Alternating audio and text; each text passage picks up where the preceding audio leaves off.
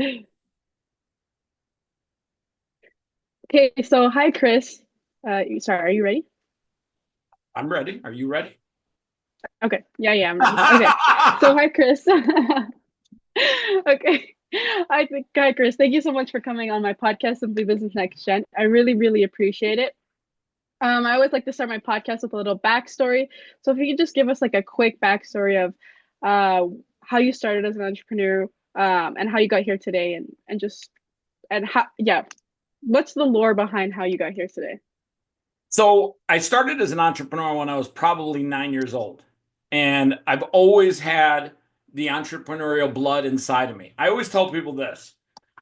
You have to be a little bit different to be an entrepreneur. Like there's like 100 people in a room, 98 of them are not entrepreneurial. Then there's the two lunatics that are.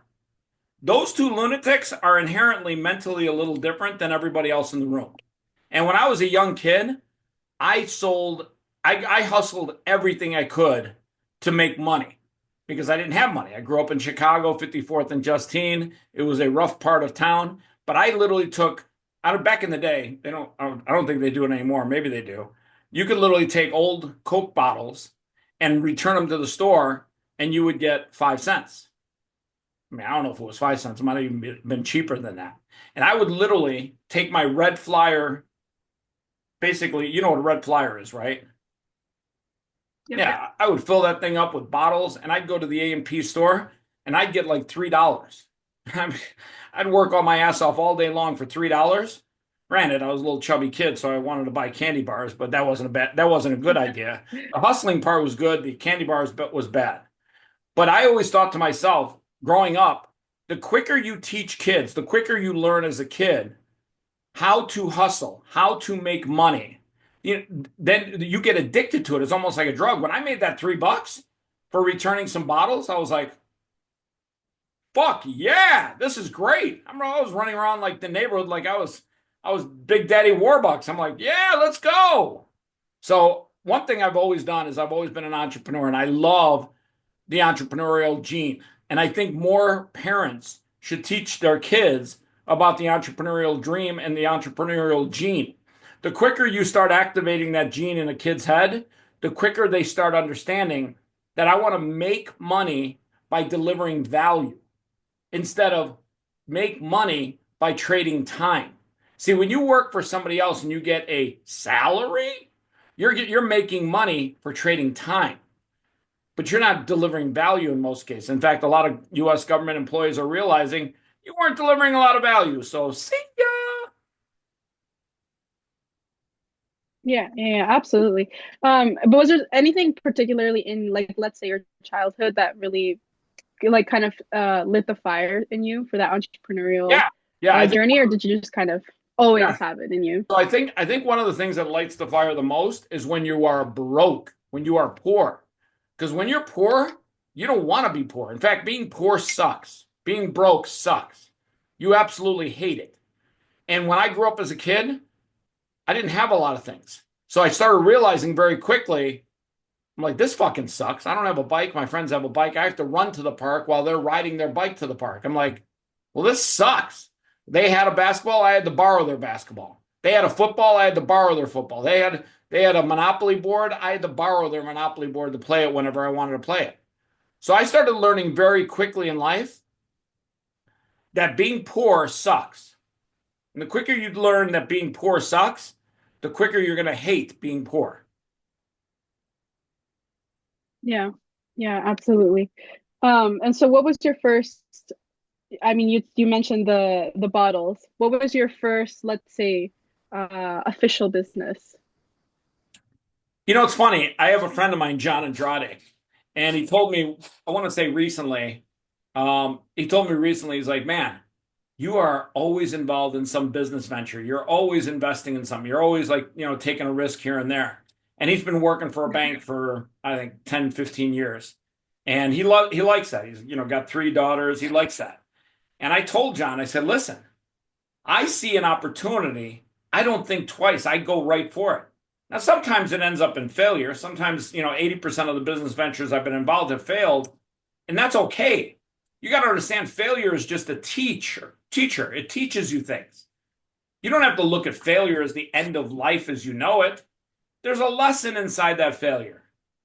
And it makes the odds of you being successful on your next venture greater because you start learning, hey, that was just a lesson. Yeah, yeah, exactly. Um, and so okay, so going back to my first question, um, what was the your first what was the first moment in your journey so far that you realized like wow, this is actually something that I can this is actually something that I can do? Because I find that sometimes a lot of entrepreneurs you know they're whatever, they go up and down, they have highs and lows, but sometimes, and I find the most successful entrepreneurs are the ones that have had this moment where this what's the word, like this life-changing moment that they knew, like they knew that this was for them, because some people are entrepreneurs and then they go to the corporate world because it just wasn't for them. So what was that moment in your life where you knew that this was for you? I think it was when I worked in a restaurant. I was like, I want to say 16 years old, and I was a busboy in a Greek restaurant. And I love Greek food, by the way, so we're clear. But when you had the bus, I had this like old Greek guy, and he's like yelling at me, like, "Hey, you go in this door, you come out this door. Don't mix doors. When you go in this door. You go out, you go in out this door." I'm like, "All right, I get it." And he's like, "When they're finished, you run to table, you empty table, you clean table, you go indoor, you give to dishwasher and dishwashers." And I'm like, "All right, I get it." So after like a couple of days of being yelled at by this guy, there was something that inherently was telling me, okay, I never fucking want to work for somebody else ever. And it took me about, I think, 5 days where he just started to yell at me because I didn't clean off a table fast enough of him yelling at me. And I thought to myself, I literally took the whole thing of dishes and I said, I'll be honest with you. Yeah. You can keep this. I'm not working here anymore. I don't even like working for you. And I thought to myself that night, I was strong enough at that young age to walk away. Hey, you're getting Sorry, give me photobombed. a second. Someone's Photobomb. like, Oh my God. get out, get You're being out, attacked. You're being get out, attacked. get out. Oh my God. What's the door? This is going to be such Sorry. a podcast. This is going to be awesome. You two get out. Get Sorry. out. I'm the big sister. I will kick your ass. By the We're way, moving houses, so my studio is just, I can't use my studio right now. I'm like, listen, oh if I gosh. were Anyway, you, sorry. get a big wooden spoon, and next time you're on a podcast, just show them the wooden spoon and say, "Listen, I'm not even going to say it. You Yeah. get out, or I'm gonna beat your ass with this wooden spoon." Oh my goodness. So, like I was saying, Okay. there comes a point in your life where you understand things very quickly, and you start understanding this. I hate working for somebody else. I hate working for myself. I love. I'll give you a great example. If you make $1,000 working for somebody else, that's cool. But if you make $1,000 working for yourself, for whatever reason, you feel like you made something, like you literally, you know every penny of that $1,000 and how you got it. And you literally love it. You love making that $1,000 more than the other $1,000. And it's funny because they both are the same amount of money.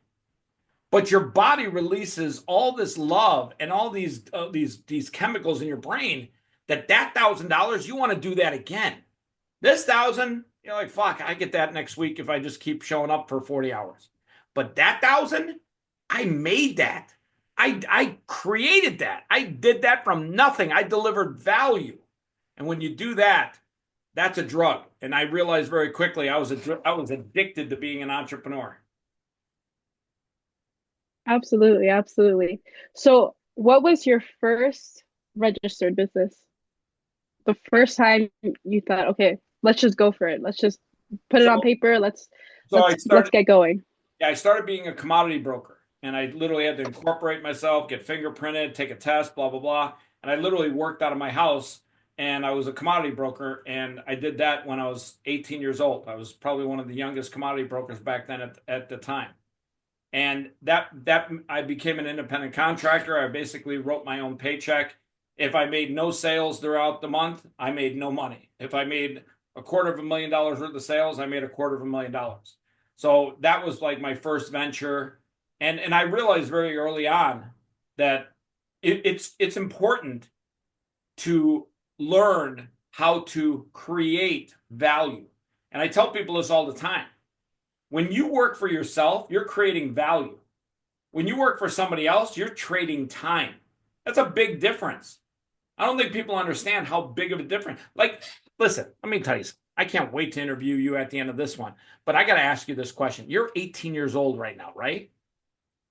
Mhm. And you're a fucking Yep. entrepreneur. You're an entrepreneur. How does it feel Yes. when you make money? You're 18. How does it feel? Do you feel differently mentally? Do you like, is it like a drug?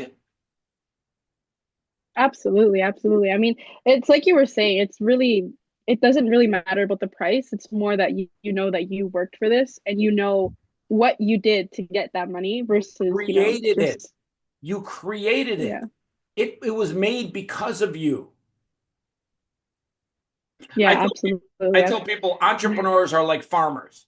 Um, you know what you got farmers up there in Canada, right?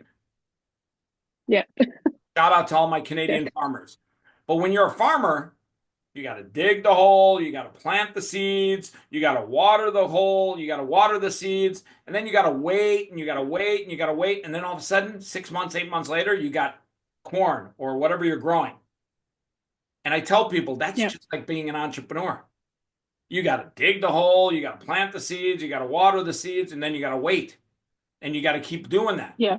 And Yeah. people don't understand. It's tough being a farmer because for a while there, you're not making any money. And you got to understand that it's part of your process. And you have processes in place that allow you to literally create wealth. And that's one thing I respect more about entrepreneurs than anything in life. I think entrepreneurs are super fucking heroes. In fact, when I met you, this was my favorite interview today. I've done 6 interviews today. This one, I had this one marked on my calendar the other day. It popped up on my calendar. I'm like, no, it's not on Tuesday. It's Thursday. I know it's Thursday. And I wrote you, I'm like, we're Yeah. talking Thursday, right? You're like, yeah. I'm like, I Yeah. know it's Thursday because I'm looking forward to it and I don't want to miss it. And I kept saying to myself, this is the one. And the reason being is the world needs more Mariams. We need more people like you. We as parents, and not that I'm a parent, but I'm a parent of 3 dogs. At the end of the day, as parents, we have to, not we, like as parents have to teach their kids how to unlock the entrepreneurial gene in their head. And everyone's got it. You just have to unlock it early on. And literally, you got to get your kids excited. You got to get excited about creating wealth, not trading time. We live in a society where people want you to be a robot, go to college, learn how to be a robot, and then go to work for a company and make robot money every week. And that robot money is literally the same check. I think people should learn how to be farmers, how to literally build and create wealth. Absolutely. And I think it's really interesting too. I mean, around the world, the narrative is really, go to school, go to university, get a job, climb up the ladder. There's never really a mention of business class, or even I went to university for a semester for business, but all my classes were, about marketing or how to get into accounting or how to get into investment finance or banking. There was internships, but there was never really an entrepreneurship class. And I think that really speaks to the fact that there is no such thing as an entrepreneurship class. You know, it's not necessarily a math or a science, but I agree with you that there are tools that we can give um, kids, and absolutely, and of course, I've absolutely been privileged that my family is very entrepreneurial and very Give encouraging in mommy a that shout sense. out. Give your mom and Um, dad a shout out. Absolutely. My dad with Rich Harris Incorporated, What's your we dad's name? do marketing, and Douglas Garcia.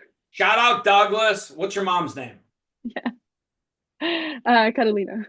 Shout out Douglas and Catalina. Catalina, yeah. By the way, entrepreneurs are like Frankenstein. You ever see the movie Frankenstein? Yeah. So you got Yeah. the scientist, and he puts all the parts together, and you got an arm from one guy, and you got a skull from some other guy, and you got a nose from somebody else, and you got another arm from somebody else. Absolutely.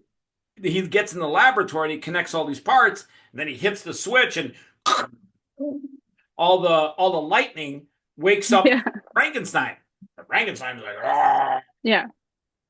Well, that's an entrepreneur. Yeah. Yeah. Your parents literally put you on the Yeah. bed, and one day they said, "All right, honey, we need juice." And then the husband's like sitting there at the switch box, and he turns on the switch, and all of a sudden your mother, like, she jams you with some juice, and then here comes entrepreneur.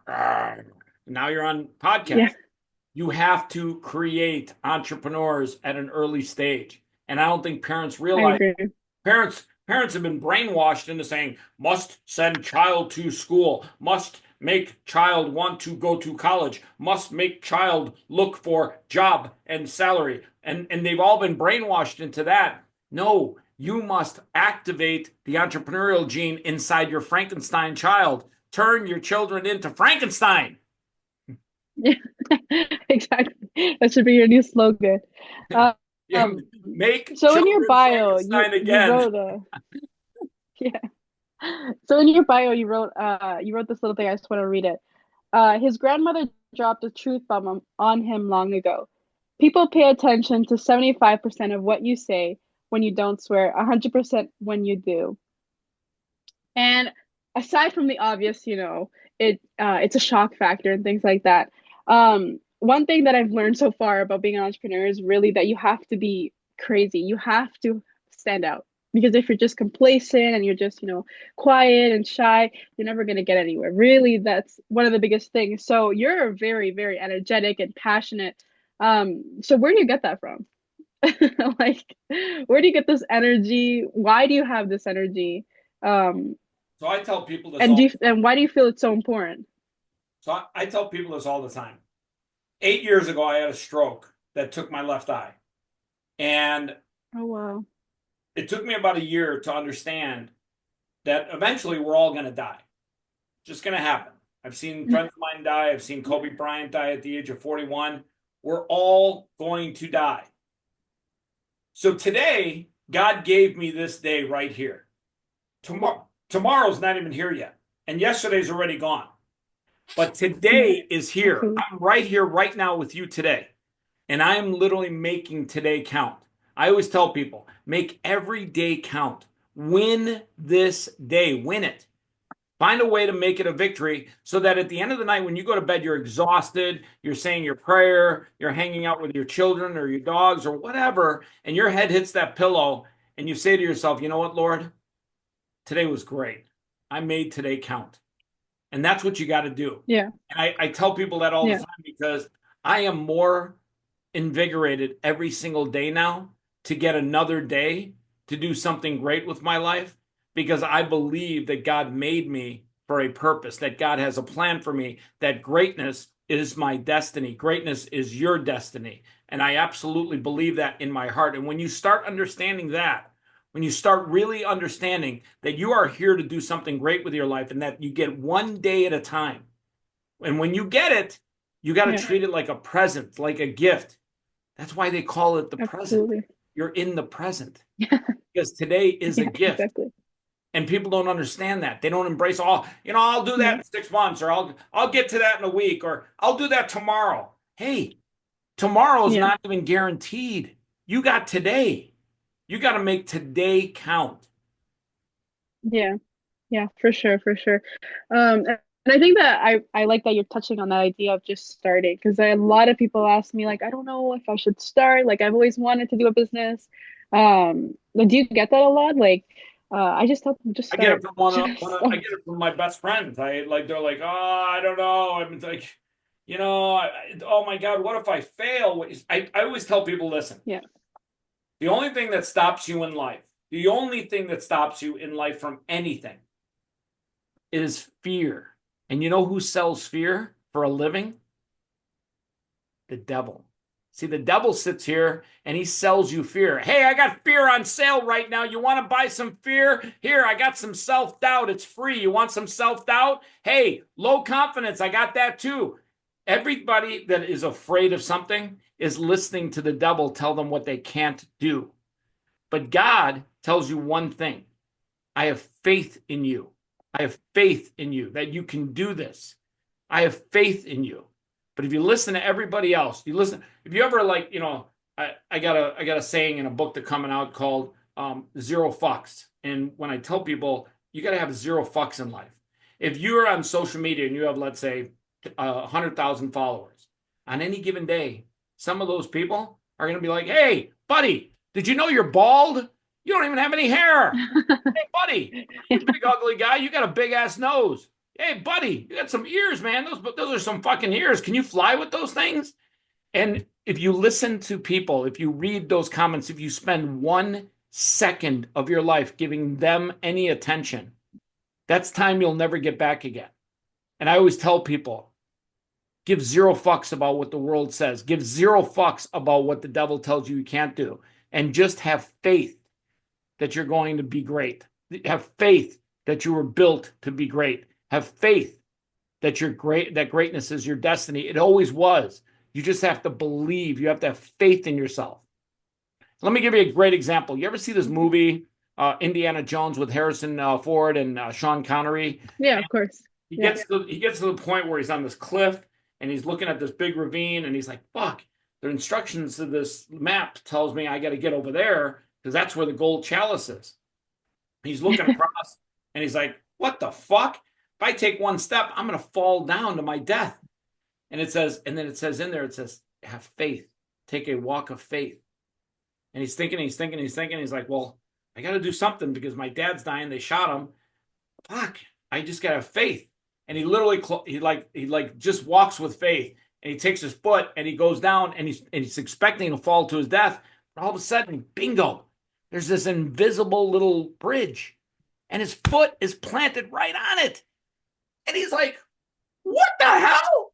Then he grabs some like rocks and he throws them, and he can see that there's this invisible bridge, and that leads all the way to where he's got to go. But until that moment, when he decided to take that leap of faith, that walk of faith, until he decided to say, "I'm just going to have faith that there's something there. I'm going to have faith that I'm going to be able to walk across this bridge." Until he embraced that moment of faith, he was petrified because the devil was telling him, "Buddy, you're going to fall to your death. You're going to fall to your grave. Go ahead. You're going to fall down and kill yourself." And it was only when he said, "I'm going to have faith. I'm going to take that walk of faith," that he realized there was that invisible bridge. And that's what we have to do. That's what we all have to do. We have to walk with faith. We have to be Harrison Ford. We have to be Indiana Jones.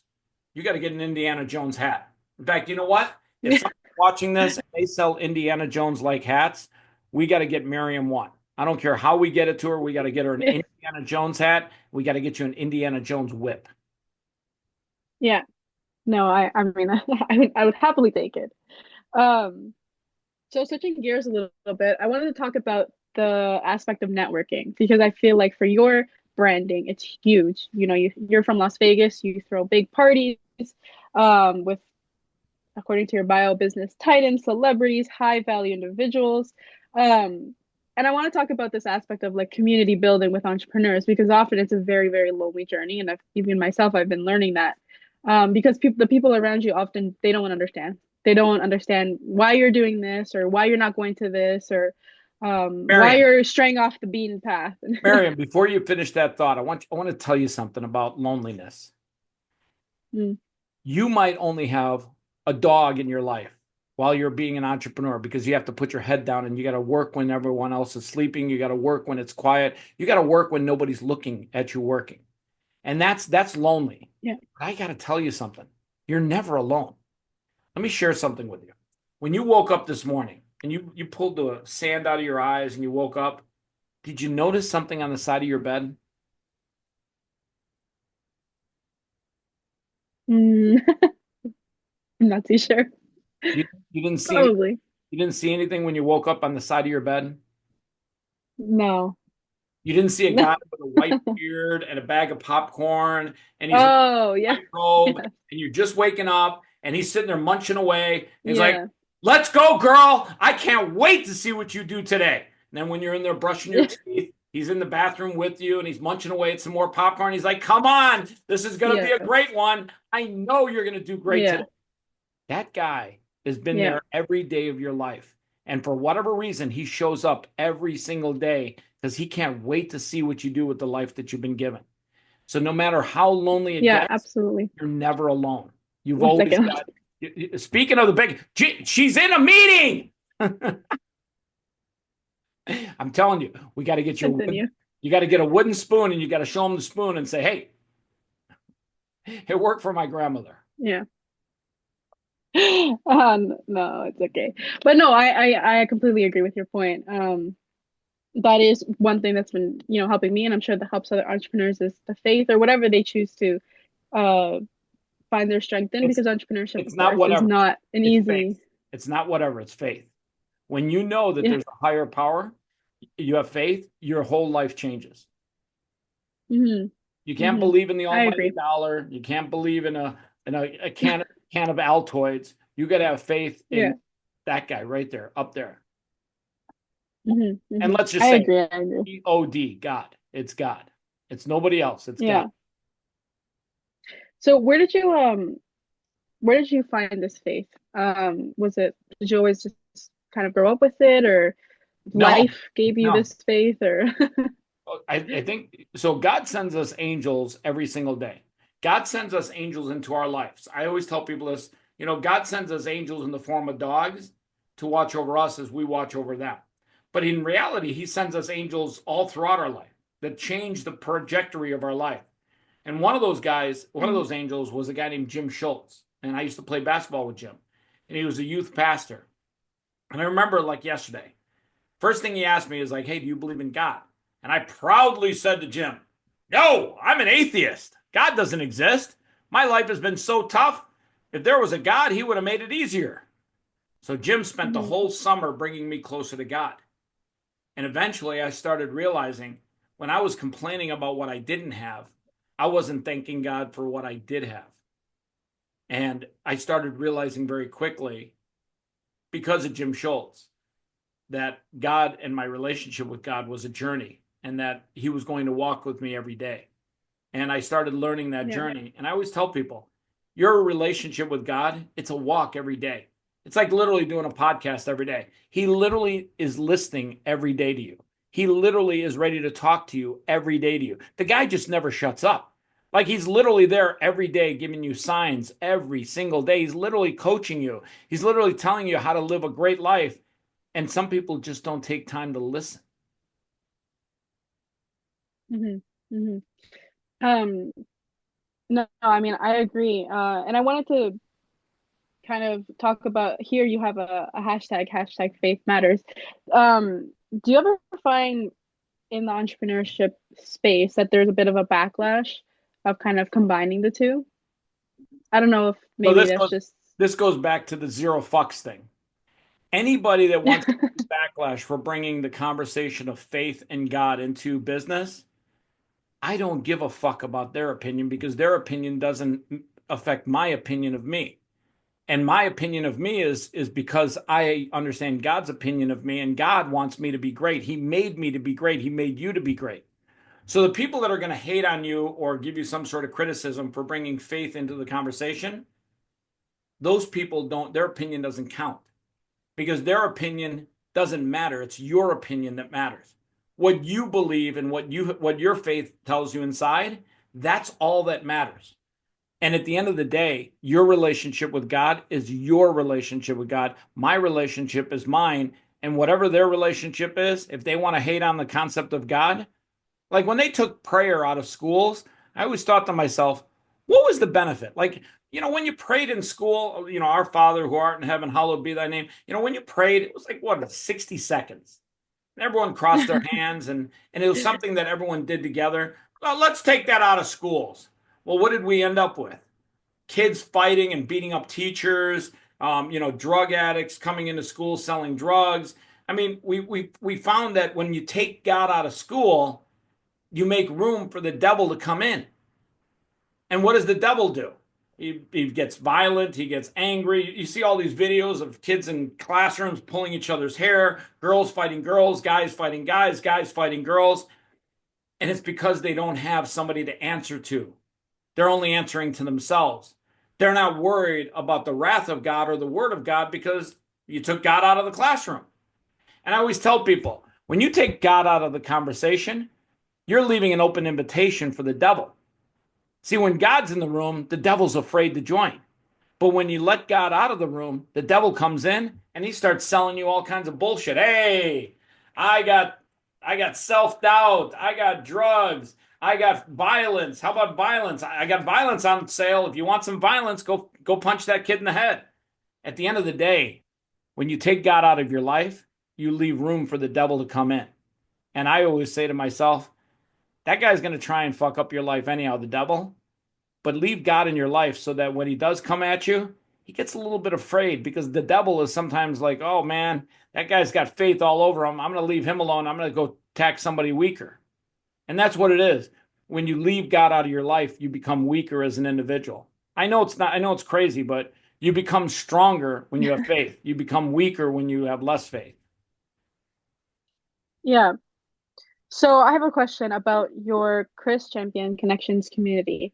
Um, and we did touch a little bit on community, but a lot of my listeners have asked, about how to like find other entrepreneurs or how to build a network because, whether or not you're an entrepreneur, everyone is always telling you to build your network, but it's not always the easiest thing to do.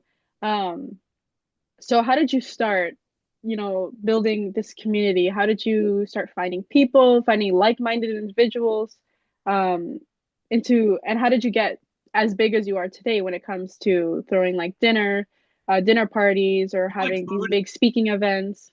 Do you like Yeah. food? Yes. What is your favorite food? Oh, sushi, I think. I love good sushi. Shout out to my buddy Umiya. They have unlimited all you can eat sushi. Oh my God, I love that place. So Yeah. I'll tell you a funny story. I had a really good year, made over, well, seven figures in 2018. And for the first time, I think it was 2018 or 17. I think it was 17. For the first time, Comdex, which was a trade show here in Vegas for the computer industry, it had a Mm. booth area, it had a stage area where they brought in people to talk about this little known thing called Bitcoin. So I was the last speaker on stage and I got a chance to talk about it. But everyone was pretty much getting the fuck out of Dodge. And I was like, all right, this is the worst slot to speak at because when you're the last speaker, everyone wants to go. And a lot of Yeah. people have already left. So, there was a sparse crowd of like, there'd be one person sitting here and five empty seats, and there would be another person sitting there. So I basically said, hey, if you're hungry and you like sushi, dinner's on me. And I said, at 6 o'clock, I'm going to be at Umiya. Come join me. We'll have great connections. We'll have great conversation and we'll have great sushi. I ended up with 260 people. The place was packed. My buddy was like, listen, buddy, you can't have any more people coming. I'll be honest with you. I told him, I said, I didn't think this many people were coming anyhow. And all these people came, and I ended up paying $29,000 for sushi. I had to run my credit card a couple of times because they kept shutting it off because they thought it was fraud. They're like, "Sir, are you sure this is your credit card? You sure you want to spend 29,000 on sushi?" I'm like, "I'll be honest with you, I didn't think I was going to, but I have to." So, but it was funny because that night I learned something very valuable. When you throw a dinner or a breakfast or a lunch and you invite high value people, people make deep connections, better connections over food than they would at a conference. Because when you're speaking on stage these days, you know what everyone in the crowd's doing because you can't see them from the lights, but I know this for a fact. They're tickety tacketing and they're Facebooking and Yeah. they're Instagramming and they're texting and they're checking their emails. They're not listening to you. They're on this fucking thing. But when you're at dinner, people put that thing away. And that's when you can make meaningful connections. So since then, I've thrown Yeah. 293 high value dinners, breakfasts, and lunches. By the way, just for the record, I love breakfast. And I absolutely love Yeah. Belgian waffles. In fact, I think Belgian waffles are the greatest food item you can ever eat. Them and pancakes. And by the way, shout out to Terrace Point Cafe, where my buddy is the chef. makes the best pancakes in the world. If you get a chance to come to Vegas, by the way, I got an event in July. You should get your family out here. It's the Podcasters Summit Live. You better get your butt out here. But when you go to win, go to Terrace Point Cafe, order one pancake. You don't even need more than one. It's the best pancake you've ever had. And I Wow. learned that over food, people make deeper connections. You might only make three connections at a dinner or lunch or breakfast that I'm throwing. You might only make three connections. I promise you, those three connections are very high value connections, deeper connections than you've probably made at other events. Yeah, absolutely. I think that that's really an important point of quality over quantity. Because sometimes when you're in this space, you get overwhelmed by the thousands that are being thrown at you or taken away, or so it's easy to go for the cheap stuff and try to make a quick buck. But I think the best thing you can do as a starting entrepreneur is really look at the what's sustainable, even if it's maybe the slower version, because I mean, obviously, when we start becoming entrepreneurs, we want to do it for the money. There are various reasons, but one of them, the driving factor, is usually always the money. Um, so I think it's important that you touched on that point of quality really over quantity. Um, It's super but yeah, important. I absolutely agree with that. Um, and just to kind of finish off here, what is one thing that you want to leave my listeners with? One thing that if they completely forgot about this interview, what's the one thing that you want them to remember? Faith matters. But it doesn't have to be about faith in God. In fact, I always tell people, 80% of what I mean when I say faith matters is about you. It doesn't, the other 20% is having faith in God. But faith matters. You got to have faith in yourself. If you can have faith in yourself that greatness is your destiny, there is nothing you can't do. There is no challenge or obstacle you can't overcome. Now, by the way, when I say that, yeah, you're going to have failure, but don't let failure be such a painful event that you understand that you dwell on the failure versus the lesson. Failure is a teacher. It teaches you something every time. So faith matters. The one thing I would tell you is faith matters. And if that's all you ever get out of me, know that faith matters and that greatness is your destiny. You were made to be great. Make today count. Yeah. Thank you. And thank you for being on my podcast. I really appreciate it. All your links will be in the All right, description. So if scale of one anyone to wants to 10. connect, Scale of 1 to 10. absolutely. How did we Yeah. do? How did we do? Scale of 1 to 10. 10, 10. 11. This is it. This is as good as it gets. This is the greatest level of achievement. This is a 10. It's not a 9.9 or a 9.8. No, you can always improve. There's always improvement. So let's give it a 9.8 then. We'll leave that little bit of room of Nine. improvement.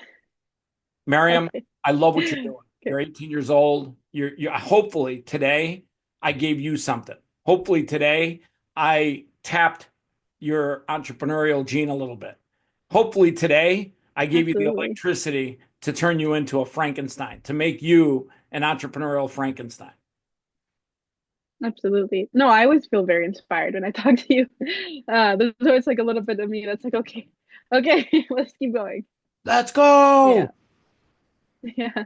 I love what you're doing. Yeah. Mariam Thank you. Garcia, folks, follow her. She's going to do some great things. I promise you. I know you're going to do something great. In fact, Thank I you. promise you this. We should circle up in a year and do a follow-up podcast interview. I Yeah. promise you 1 year Yeah. from today. So what's today? March what? 26, 27? March 27. Holy Yeah. shit. Time flies. So March 27th of next year, let's do another podcast. I promise you, you're going to Yeah. have a ton of stuff to share. Yeah. I think so. I hope so. That's my goal. 1 year from now, I want to be in a completely different place. And by the way, next year when we do the podcast, by then have a wooden spoon with you at all times. By then, I hope we can do it live so I can come down to Vegas.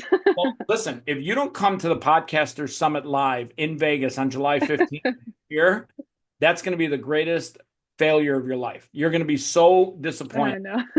So tell your mom and dad, say, Yeah. Mom, Dad, we're going to Vegas. So just let them Hmm. know. July 14th, you land.